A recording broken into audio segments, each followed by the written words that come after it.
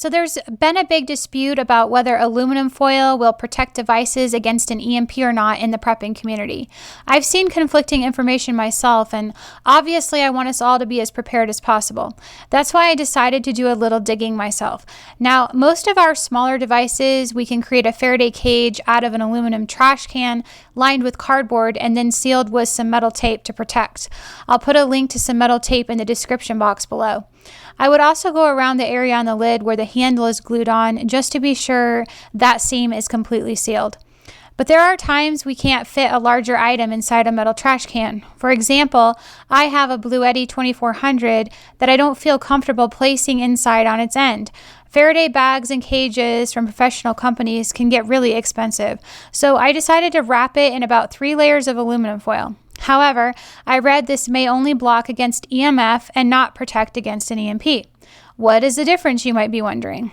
Well, EMF is electromagnetic fields that produce radiation. There are 2 kinds, non-ionizing and ionizing. Non-ionizing EMFs would be your low to mid-level radiation that is thought to be harmless to humans.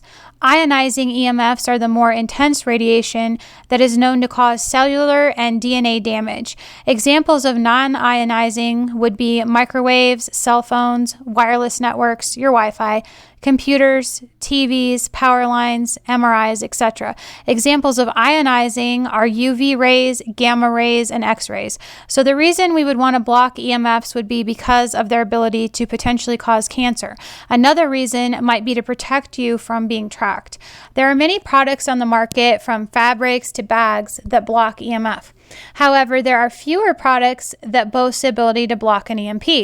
In a previous video I mentioned what an EMP was in depth and why we would want to protect our electronics from one.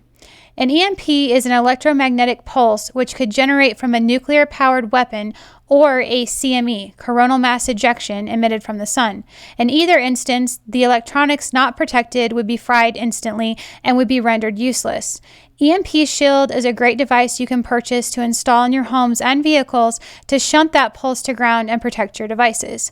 But there are still instances where you may have a larger item stored, like a spare mini fridge, a freezer, or your generator that you don't want to plug in and run all the time and is too large to fit inside the metal trash can Faraday cage. What I discovered is that there are several companies that have produced a 7mm thick piece of aluminum that comes on a roll. It is said to not only protect your devices against EMF, it will also adequately protect them against an EMP. I decided to check out how thick Reynolds heavy-duty aluminum foil is and discovered it is nearly 1mm thick. So logic tells me that although we were on the right track, we just didn't take it far enough.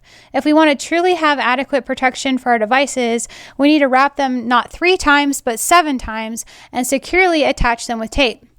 Now, if you have the money for a roll of this stuff at nearly $120, you could always go that route. But even if it took 2 full large rolls of the heavy-duty Reynolds wrap, that is only going to cost you about $17.98 from Sam's Club at the time I filmed this video. So essentially 15% of the cost.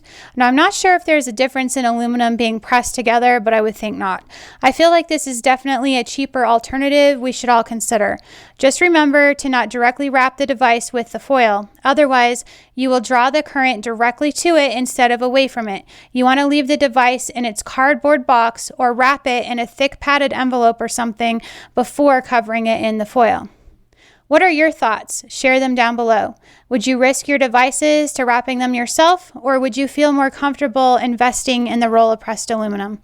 If you've learned something from this video, please like, share, and subscribe to my channel. And remember to pray, prep, and put God first. God bless.